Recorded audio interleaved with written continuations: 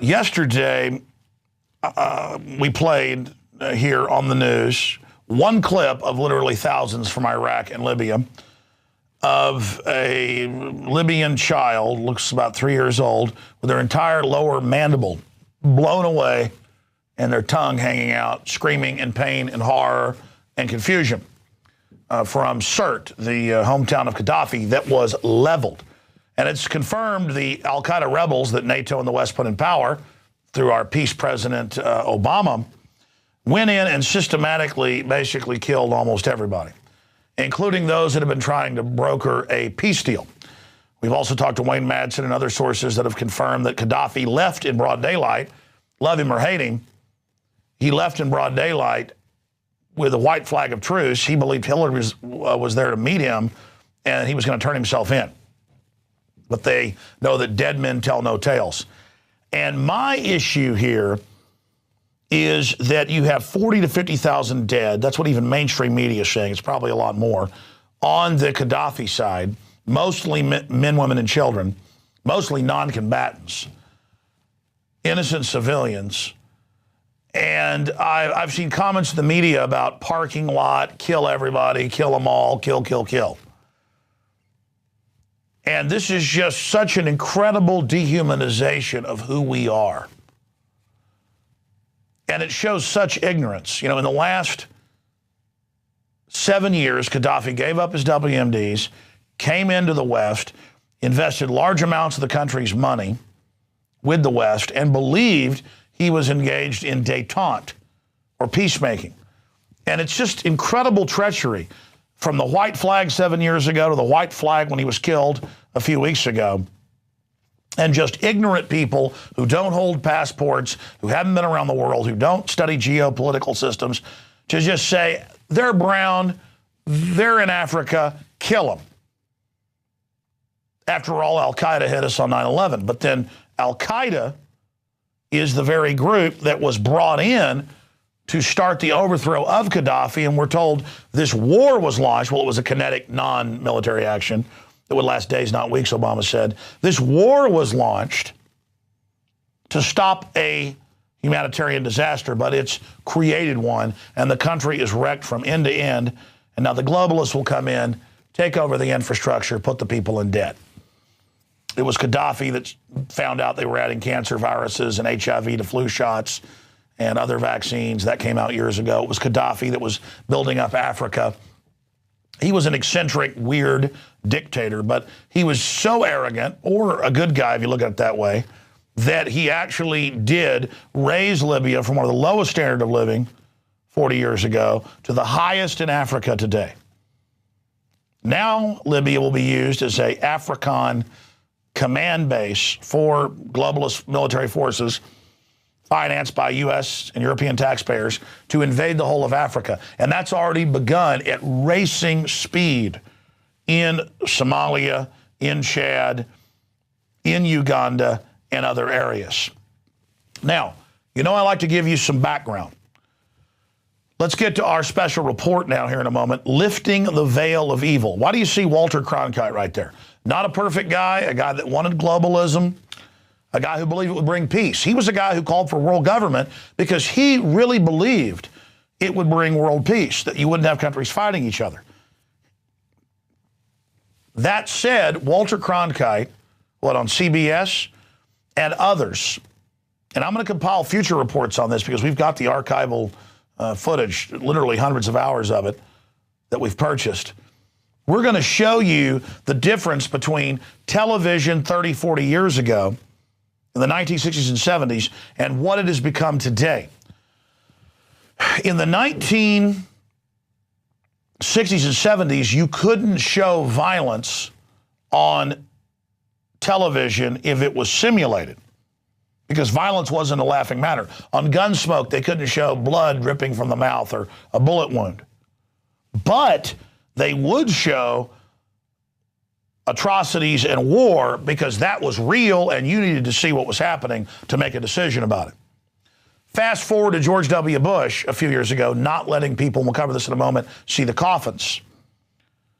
Or the fact that when we showed the footage released by WikiLeaks of the chopper in Baghdad shooting up reporters from Reuters and children. It was on hundreds of news channels, but on our YouTube channel, it was removed, and they threatened to ban our channel until I filed a counterclaim against them. And now it's come out, Google's being ordered by the government to remove things that, quote, criticize the government. And we're now learning about an office of censorship that's coming. So I'm going to upload this live newscast we're doing here on this Friday evening tomorrow to our main YouTube channel, the one with 150 million views. And I'm not sure what I'm going to do, but when YouTube removes it for claims that it's improper, I'm going to take some kind of action, politically, legally, because this is about freedom of the press. If Walter Cronkite showed little girls running naked down the middle of the street with their skin burned off, just like when you hear documentaries on NPR, they can play cussing. When I was a kid, I'm like, wow, I'm hearing cussing. It's documentary. Or on PBS. This is documentary. The people have a right to see what happened in the 60s and 70s, and they have a right to see what happened just a few weeks ago. But we're not supposed to see the dead American soldiers. We're not supposed to see the dead children or the dying children. So I want to warn you, what's coming up is graphic. But first, we're going to show you what aired on NBC, ABC, and CBS. All these clips you're about to see aired on those channels. During the family hour, when they wouldn't let somebody say, darn it, or damn on TV, because most of these people were veterans. They'd seen, like my grandfather, my dad's dad, B-17 pilot, heavy combat after that, on the ground during the invasion of Italy. He would not let my dad or his brother go to see a violent movie. If something violent happened in a movie, he'd get up and leave. Not because he was a wimp. He was a tough guy. The point is, he'd seen a lot of friends die. He knew somebody bleeding and dying on a movie wasn't a joke because he'd seen the real thing. Just like in the day of Walter Cronkite, you couldn't show simulated violence, but you could show real violence. You understand that? This isn't a laughing matter. And all this simulated violence conditions us to accept all this. So I'm going to show you what could be seen and what ended the Vietnam War 30, 40 years ago, and why on broadcast TV today, on YouTube, on all these systems, they will shut down anybody that tries to show you anything. They do not want you to see. They're banning videos that show mass graves of dead black Africans killed by the al-Qaeda forces NATO put in right now. That's just the mass graves of the lined up dead bodies. Can't even show that, but they show grade school kids Holocaust film because the people committing the new Holocaust today around the world don't want you to see this. Let's go to the beginning of the report. This is the 25th Infantry Division, the newest troops in South Vietnam for the United States. This is part of their first heavy action. Like most of our troops, they have been taught to depend on firepower. And depend on it they do. The objective is to push the Viet Cong back, at least 1/2 mile from brigade headquarters and the rest of the base camp. What is wanted is not only a camp, but a clear area all around the camp, so the enemy cannot sneak in close, unnoticed.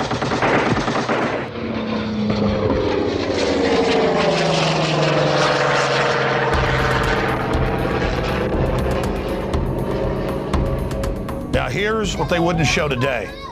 That was shown, that child with their skin burned off all over TV in the late 1960s. That little baby, that toddler burned, the napalm, that will not be shown today because you're not allowed to see it. They want to cover that up. Child with burned skin. That was shown on television all over the United States. A man shot in the head, blood pouring out. This was shown. That's the TV footage, not the original film.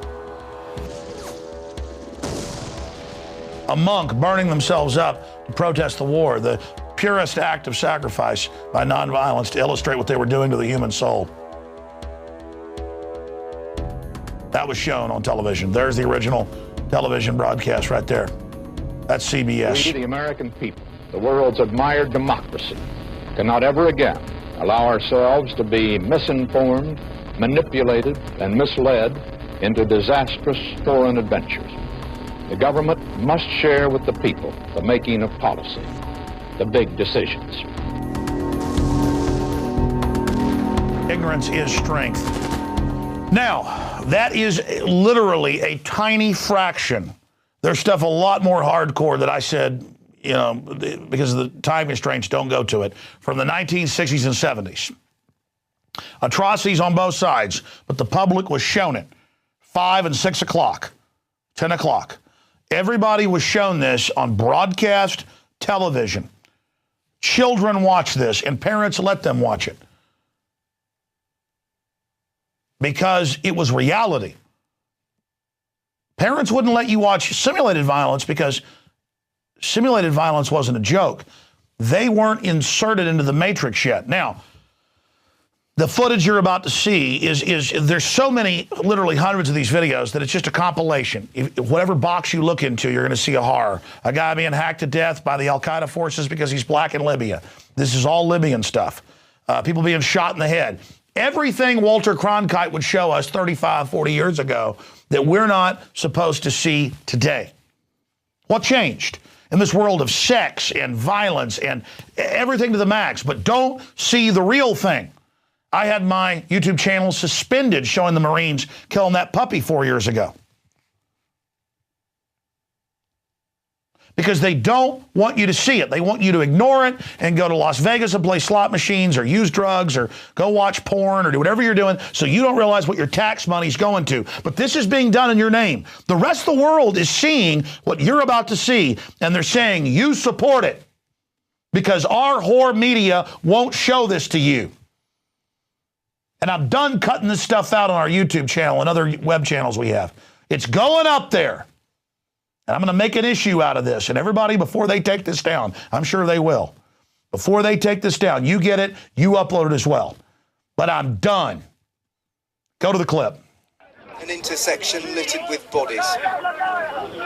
Count a dozen. A grisly tableau of urban warfare. The victims' hands bound behind them.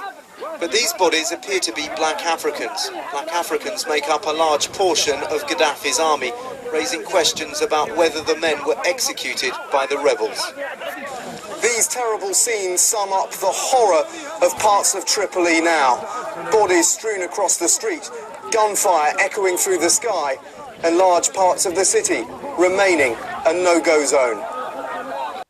I think it obviously sends a strong message around the world to dictators that people long to be free, and they need to respect the human rights and the universal aspirations of people. We introduced the resolution in the United Nations that allowed us to protect civilians in Libya when Gaddafi was threatening to slaughter them. It was our folks in NATO who were helping to coordinate the NATO operation there. And the difference here is we were able to organize the international community.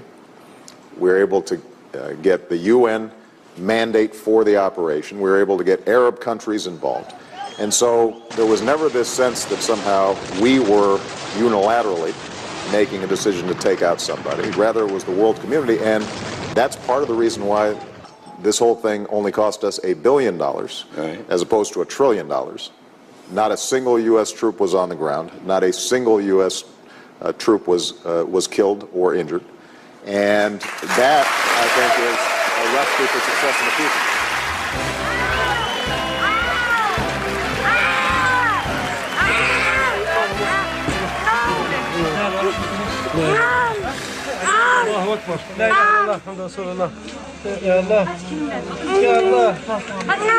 I am both surprised and deeply humbled by the decision of the Nobel Committee.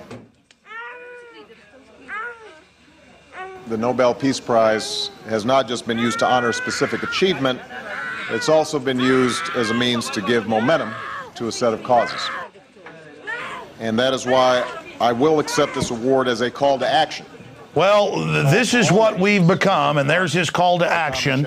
And if you believe this world has a right to see this footage so they can make their own decision, get this video out to everybody and demand YouTube and others stop buckling to government pressure to shut down the truth. And it's wrong. If we're going to criticize the Chinese for censorship, it's time to point out what's happening. So I'm throwing the gauntlet down. We're putting this up on the YouTube channel.